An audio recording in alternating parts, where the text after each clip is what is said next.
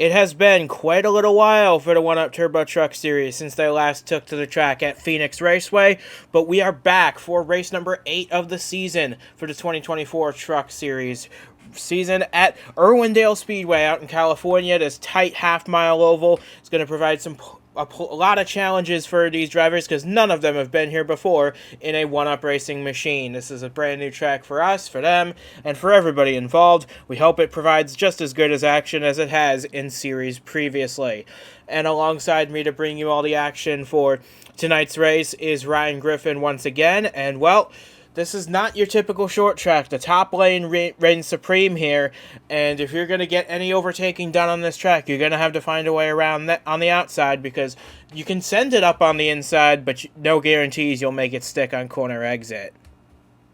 Yeah, see, some people, some drivers and some fans may hate this racetrack, but I love this racetrack because you get your good old-fashioned slide job here because this track, obviously, the preferred lane is the top lane because of how short it is. But there's been guys we've seen make side jobs here before, different other series, and they can go really good or it can go really wrong. And that's why it's such an excitement to watch and awesome to have the trucks here. And it's going to be great to watch for sure. And now we can bring you the starting lineup for tonight's 100-lap main event. And for the first time this season, it's DJ Kurtis on pole position. That is a dangerous combination. However, he does start on that inside line, which might give an opportunity to outside pole sitter Nate Champion up there. Could he get a maiden win here in the 1UP Turbo Truck Series tonight? There's been a lot of changes in the driver market since we were last on track. Yadis Terzic driving the 8 truck for Team Duke, here no more. Instead, one of his old drivers, Santi Messi, has stepped up to the plate to drive the Team Duke number 8 this week.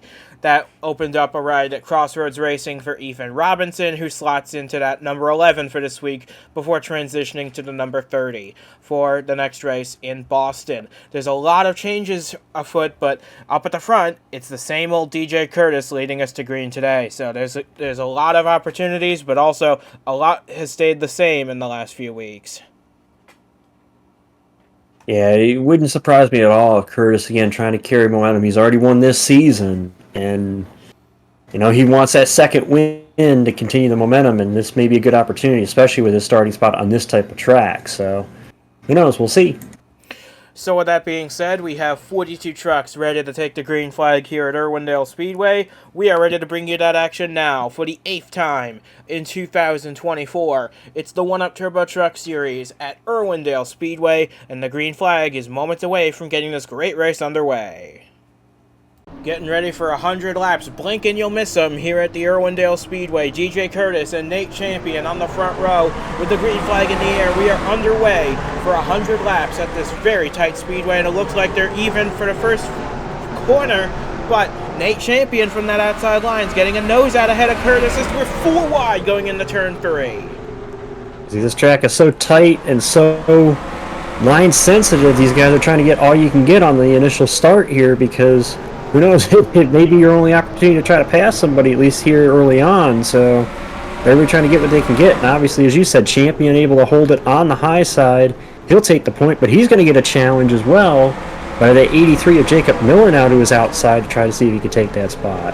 Yeah, Champion leads laps 1 and 2, but I don't think he'll be around to complete lap number 3 in the lead because here comes Jacob Miller, a winner at Nashville already this season. He wants to get a second win of the year, and so far he's doing a great job of it. He's got the lead as we complete 3 laps. And already you see another truck trying to make, again, the high side appears to be the preferred lane, so everybody trying to make their ground on that high line, especially here early. And Kurtis, our pole sitter, has already fallen to 3rd. Again, stuck on the low lane. He should be able to get to a lane himself here as there's a battle now for 2nd. Yeah, Clayton Sessom in the 88 for Fair & Co. trying to make a move around the outside of Nate Champion to get up into the runners-up spot, and he will do so. Looks like it's a good night to be in a truck with a number 80 in the 80s because they're running 1, 2, 3 at the front right now.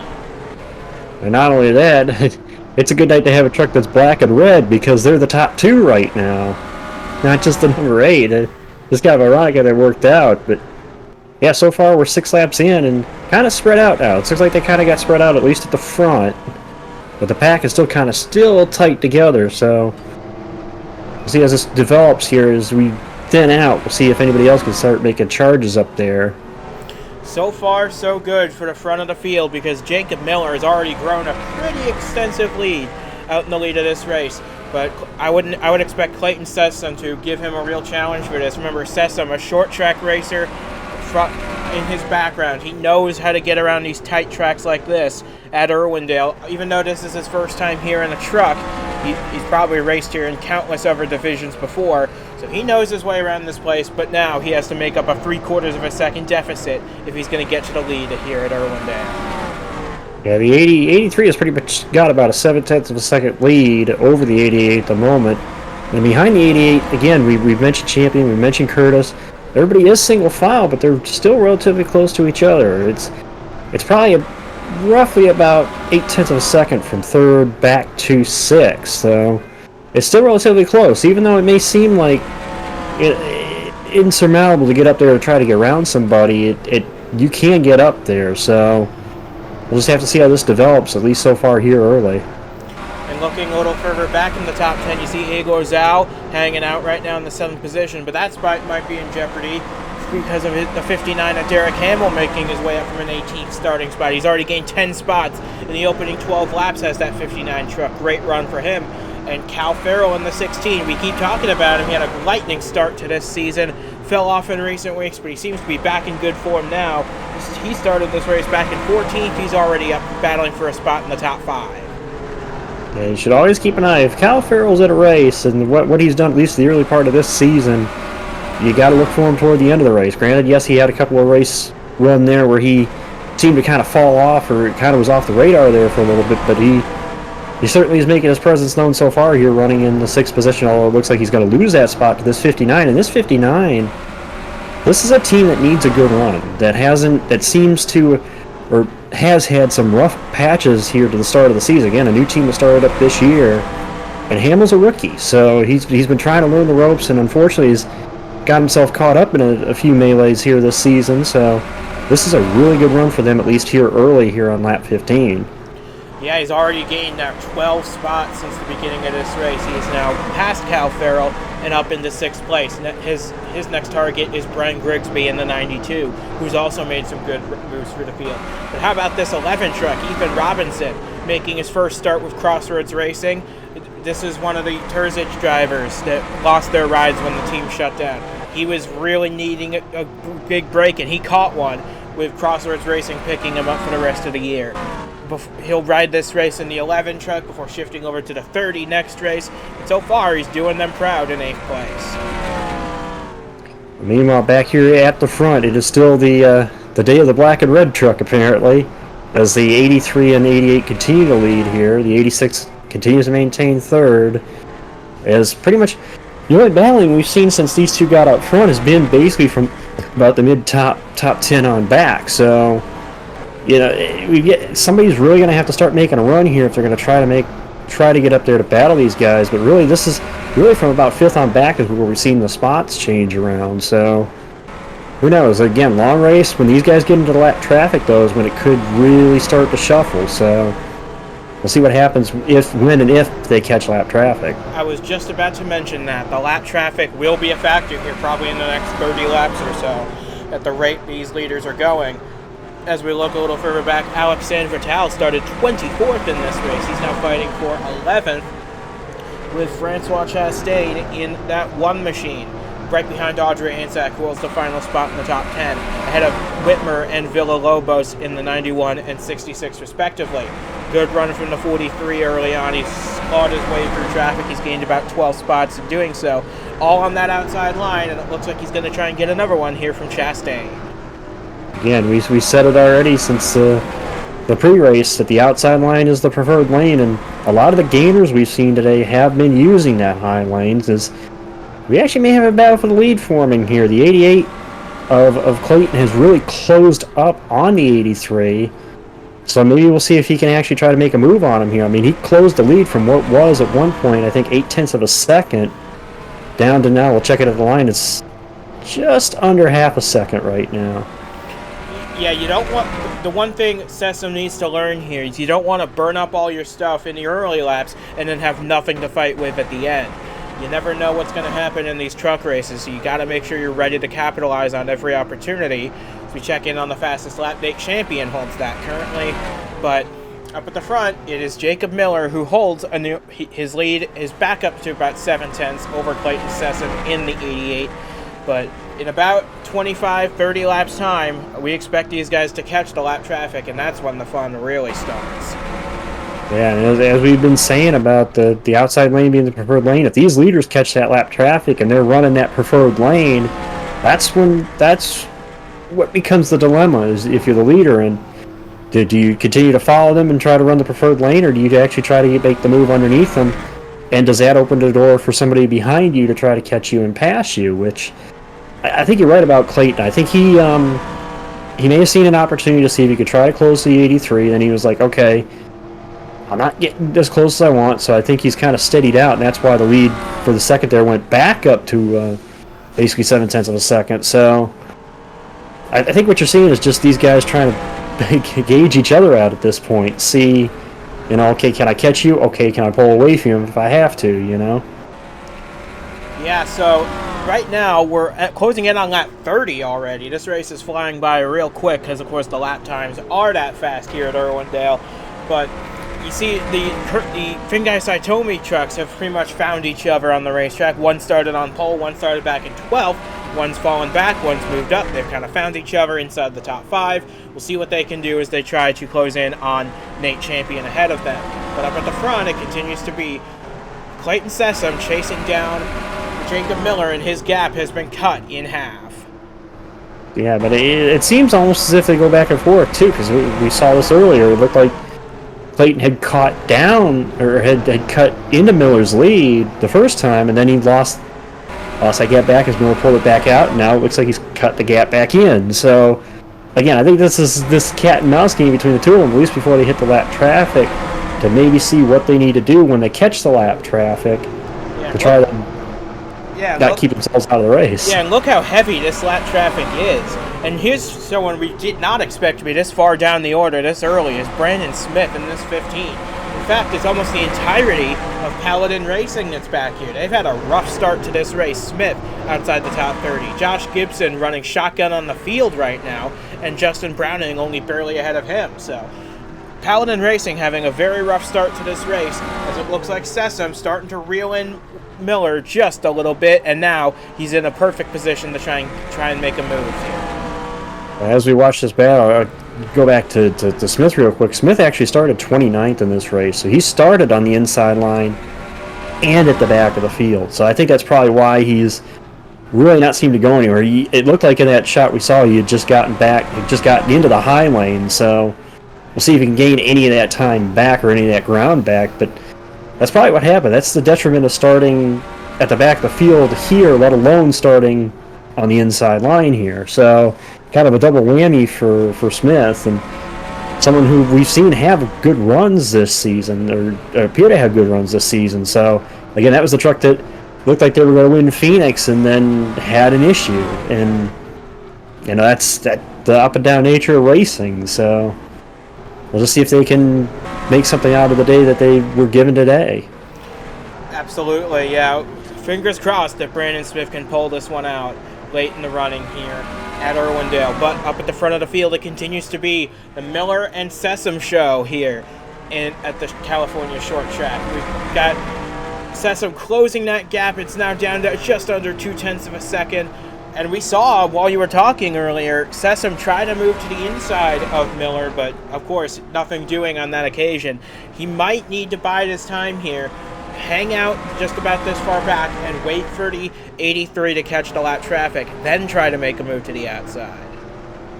Yeah, I mean, the hard part here is trying to make a move on the inside, and as I said in the pre-race, you may see a slide job. You may see drivers just kind of slide it in there and try to slide it in front of the truck that they're trying to pass.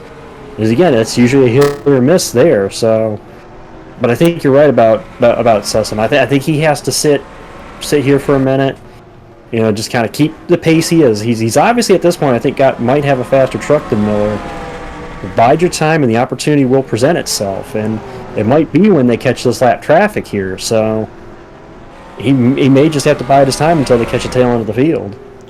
which might not be which might not be much longer until that happens, because we're on lap 42, and look at that, you can see the back of the field in the same shot as the two leaders. They are closing in at about a rate of half a second per lap, and at that rate I would expect them to be caught within the next 10 laps. But you never know what happens when they catch them. What if we get a caution that throws a huge wrench into everybody's plans?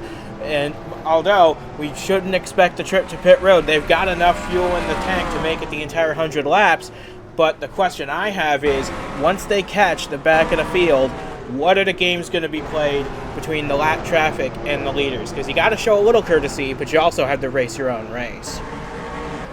Absolutely, and the leaders, in the leaders' position, you're expecting that the traffic will lay over and let you and whoever you're fighting for position fight for that position.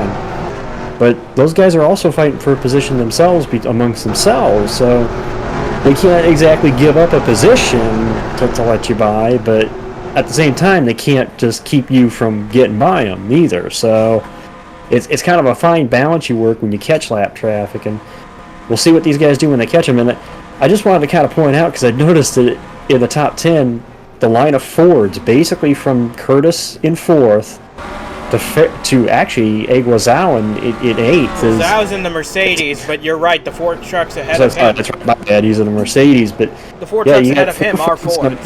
The 4 Fords in a line, and 3 of them are somewhat aligned. You get the Finn guy, the FPM truck, so the 22 and the 92, and that 59 is also aligned with them through a technical alliance. So really, that's 4 Ford trucks, and then obviously the Ford of Sesame in second place. So well, that's a Toyota as well, chasing down the Chevy.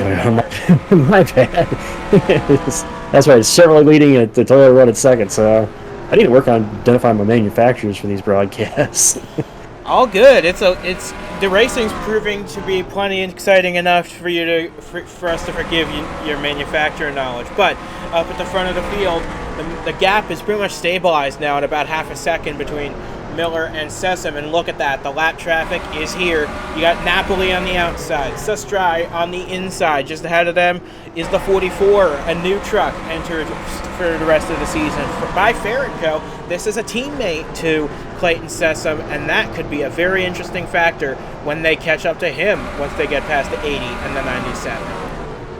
The other thing that's going to really hinder these leaders is if these lap cars, as we see in front of Miller, are side by side, because it's not as if you can, I'll just go the line the lap truck isn't. Well, if they're running side by side, then you got a wall in front of you, and you got to try to find your way to break through that wall. So it's a cat and mouse game right now with Miller and Sessom as they catch these lap cars, and we'll see what happens here. I guess it's just a matter of sitting and waiting. Yeah, you're pretty much damned if you do, damned if you don't, honestly, because if you take that inside line, try and push the 97 through, you open the door for the 88 to jump past on the outside. But if you take that outside line and help the 80, you might get stalled out and go nowhere. So there's a lot. I think you're right. I think it's just a matter of wait and see what happens in front of you, and then once these two get single file, then you jump into the free lane.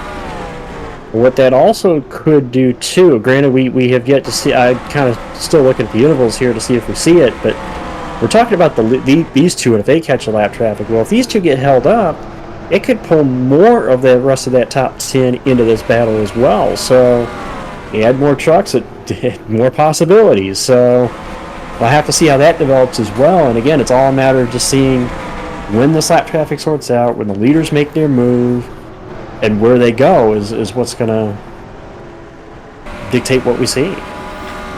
But right now, I think Sessom's doing the right thing. He's staying in Miller's tire tracks, keeping track of what the 83 is doing, and you see Sestrai hugging that white line, just trying to find a lane to run in, and now I think Miller has gotten the opportunity to jump to the outside of the 97. That might not be what the 88 wants to see. He wanted the 83 stuck behind those side-by-side cars, but now that the 80 has made moves up through the field past the 44 and now working on the 41, I think Miller is now in a position where he can start lapping people, and Sessom is not in that same position. Yeah, you see, I think that's what Miller was waiting on. It almost looked like he was kind of biding his time, and then when the traffic got single file, he jumped to that high side. And I think that's what he was waiting on. And he was waiting for the 80 to make the couple spots up that he did. And it was like, okay, now I'll just jump in and follow you and follow this high lane. And as we've seen, he's now put a good gap between himself and the 88. And not only and that, really actually started to work this lap traffic really well too. Yeah, not only that, but the 97s jumped up to the high line to fill the gap as well. So now they're side by side ahead of Sessom, so he's got nowhere to go. Is that Sessom's opportunity to win this race come and gone, or is there one more trick up his sleeve to win this race still? But now Sessom's got 3 lap trucks in between himself and Jacob Miller. That is a tall order. Yeah, but at the same time, I'd just seen it, and if you're Jacob Miller, you gotta be careful here, because it almost looked like he wanted to work to the inside of the 80. It was like, I don't know if that's gonna be a smart move when the inside is not really that great to lane. I know that truck in front of you is slower than you are, but I think his best bet was to do exactly what he was doing. Just bide his time. When that outside became clear, he went for it, and you can see what the gap he's made. So I don't think he needs to be really forcing the issue to try to get to the inside of these guys. I think he just needs to keep running that high lane and keep making time. Yeah, although he has built a 1.2 second lead, even as he's running the inside. So I think what he's going to do, he's going to tuck in behind these lap cars, just hang out there for the moment, let the laps tick away, because the more laps that go by, the less opportunity Sessom has to make something happen. And he still has these 3 lap trucks to get by. So at this rate, you might as well just hang out in the single file line, let Sessom do all the work, and then if he catches you, that's a big if, but if he does, you have something to fight with at the end. That's true too. I mean, we're also going to see, because again, these guys behind them are starting to close up together too. Basically, as we've been saying, third on back, they're starting to close back together themselves. So there may be some battling in amongst themselves as well in these later laps.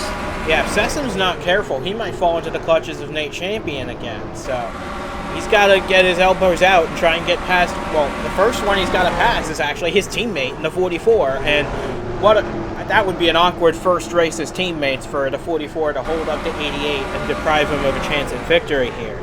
But I'm sure they'll have worked out the scenarios for this race, and I think if it comes to it, the 44 should be able to let the 88 by without much problem.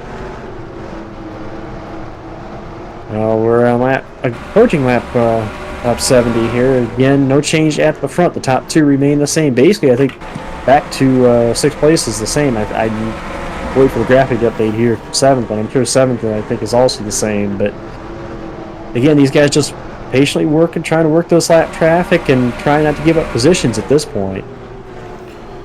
Yeah, I think we're getting to that point in the race where everything's just starting to calm down, calm before the storm of the final 10 laps, as it were. But yeah, Sessom's got to be looking over his shoulder now, because DJ Kurtis and Nate Champion are closing in on him at a great rate of speed. They're now only half a second behind him. And I've seen Kurtis make a few lunges on the 86. We'll see if any of them work out or not. But for now, they're just hanging out here, waiting for the final few laps. Although at the rate Jacob Miller's going, they might need to start pushing a little harder. Yeah, I think at this point the biggest thing for Miller was the fact he got that 3 lap truck gap between himself and the 88.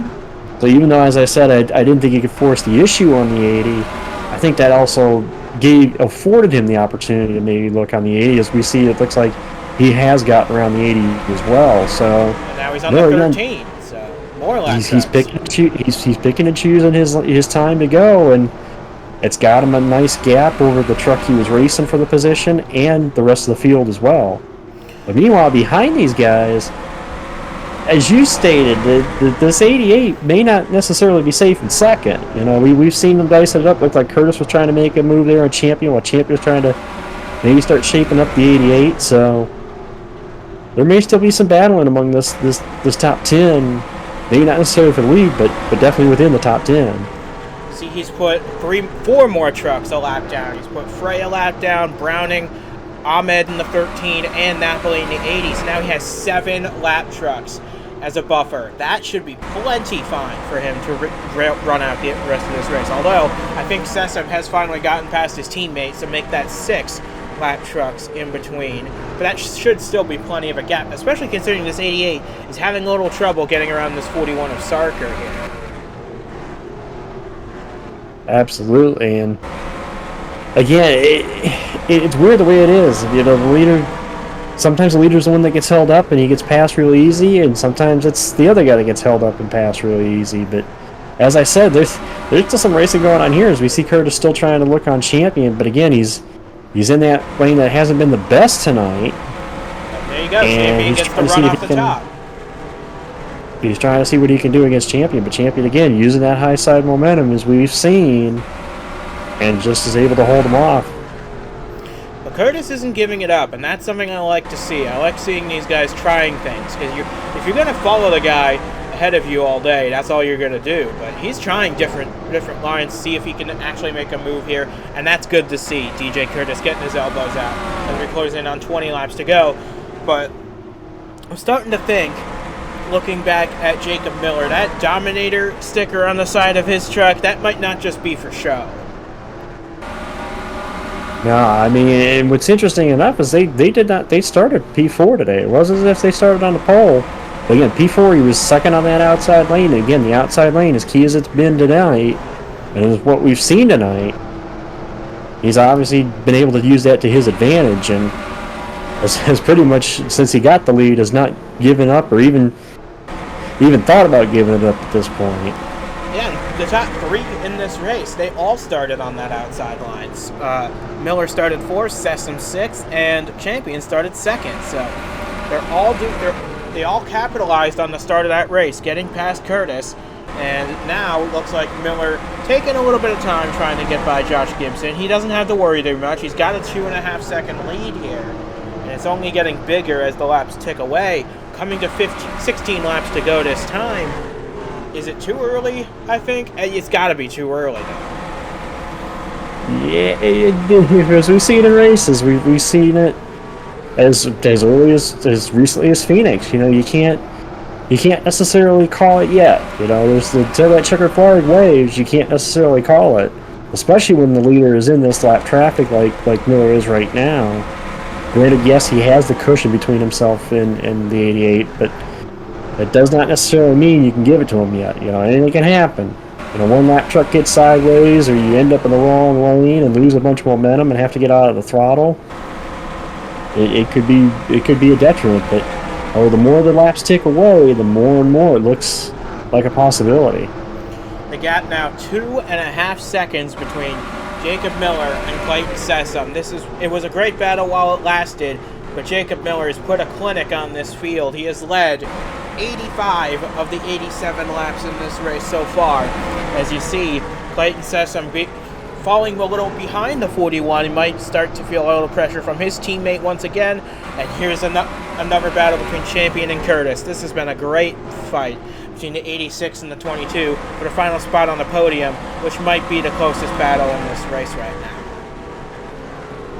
You said something earlier, and I almost want to back you up on it. It is neat to see Kurtis doing this and trying the different line. That's a driver that has, you know, the foresight. Okay, if I can't beat him here, I'm not going to beat him following his tire tracks. Let me try something else. Granted, it isn't the preferred lane, but that doesn't mean you can't strike work on something that may end up working, hey, for one lap. You know, if it works on the last lap, you get by him, hey, that's a spot earned. So you got to keep trying it. And as we see, as we cross the 10 to go mark, again, Miller's still leading pretty much since he jumped to that high lane on the initial start. He's had pretty much the truck to beat, it seems like. So we'll see if he can close it out here. And he's passed 2 more lap trucks to put them a lap down. Gentry Shoy in the 90 making his first start of the year, and Josh Gibson in the 5. Next up for him is Justin Browning in the 9, and Elias Bershey in the 51 making his truck debut ahead of the number 9. But, like you said, we're into the final 10 laps. We got 8 to go now, and Jacob Miller is just sailing off into the sunset with a near 3-second lead. And again, Miller, you just want him to take it easy at this point. Granted, he's working this lap traffic really well, but at the same time, take it easy. No reason to force the issue with the gap you have, and just try to bring this thing home clean. And that he is doing right now. We're really close to the end of this race now. We're coming to 6 to go here, and Jacob Miller has driven a faultless race. He didn't lead every lap today. Nate Champion led the first 2, but he has led every lap since, and this is going to be probably a more gratifying performance for him than even his win at Nashville was. So it looks like we still got Champion and Kurtis going at it, and Grigsby, Curtis's teammates, still hanging in there, trying to maybe take advantage of if Kurtis does get a line around Champion, maybe if he could take advantage of it. And also, Egg was out on the 98 has actually closed up more on this group, so these guys still battling down to the end here. I mean, we got 4 laps to go. There's still time to possibly see a spot change somewhere, so you still got to keep battling until you see the checkered. Which is coming in about 3 laps' time for Jacob Miller, who has driven an exceptional race, no doubt in my mind. But Clayton Sessom's got to do everything in his power now to hang on to second place, because Nate Champion and DJ Kurtis are putting on a very spirited battle behind him. And at the rate they're going right now, coming to 2 laps to go, it could come to blows at the very end. And if those two get to racing each other, Curtis's teammate Grigsby is sitting there in the woodwork like, hey, maybe I can get 2 for 1 here. So, you know, it's this is why this is why the fans love watching this, and that's why this grandstand here is packed with people that came to see today's race. So we'll see the white flag this time, and it looks like Miller might be bringing one home here. Oh, no, he's not. He's got a problem going into turn 1. Miller with a flat into turn 1. He gets into the 13 of Ahmed. This is going to cripple his race. Jacob Miller, who led 97 laps today, is now out of it. On the final lap of the race, here comes Sessom to the line. Champion's after the 88. I think the 88's going to get it, though. It's not going to be enough. Sessom at the line. First career win for Clayton Sessom after a heartbreak of a flat tire for Jacob Miller on the final lap of the race. And all the lead lap trucks are barreling past him as he tries to cross the line. That is proper heartbreak for the 83 driver. Put on such a fantastic drive, led 97 laps, did not lead the last one. Yeah, that's why you say you can never count a race done. I can't believe it. He had the race in hand coming to the white flag, and the tire goes flat. And you can see the field kind of checking up here as they try to get back onto pit road. But man, you feel for Jacob Miller in that 83, and that's just, man, there's been races in my career where I've seen that where you pretty much have a dominant drive and just one thing goes wrong, and unfortunately, at the end of the day, it will not be the 83 in victory lane. Instead, it will be the 88, who, again, as we said, just didn't seem like he was going to catch him, but he just kept getting after it, and the opportunity falls right into his lap. And for Jacob Miller, 97 laps led today, and nothing but a 24th place finish to show for it. That is true heartbreak for Jacob Miller. He had a fantastic race. Nothing he could have done to avoid that tire going down. But that's what, like you said, Clayton Sessom was in the right place at the right time. He hung in there, led 1 lap today, but it was the one that mattered most. Yeah, at the end of the day, it's 1 lap pays the trophy and gives you the prize money, and for Clayton Sessom, that 1 lap was all he needed. Absolutely. This is why in sport you never give up until the final bell rings, until the checkered flag flies, because you never quite know what's going to happen. And today was a perfect example of that. What an incredible finish to this race. And if you think this was exciting, just wait until the next race, because we're heading out to Boston, Massachusetts for our 4th of July special. All 3 series will be there, starting with the Truck Series. We're looking forward to bringing you that race in a couple weeks' time as well. But for now, that is going to do it for us from Irwindale. So, from Ryan Griffin and from myself as well, we say goodbye from the Irwindale Speedway. Congratulations to Clayton Sessom on a most opportune victory for him. His first in the Turbo Truck Series and the first for Fair & Co. Racing in the Turbo Truck Series. And commiserations have to go out to Jacob Miller. Was half a mile away from his 2nd career win, but he showed him he's got the truck to beat on these short tracks. We'll see what happens the next time we take to the high banks once again.